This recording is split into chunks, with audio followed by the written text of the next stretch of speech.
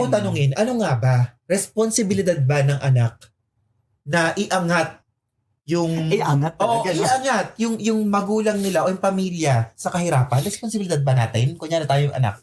Ako, hindi ko sinasabing responsibilidad. Pero kung mabuti kang anak at may, sasabihin na natin yung utang na loob. Di ba? Oo, may utang na loob ka. For me lang personally, appreciative ako eh. I really appreciate what my parents did to me.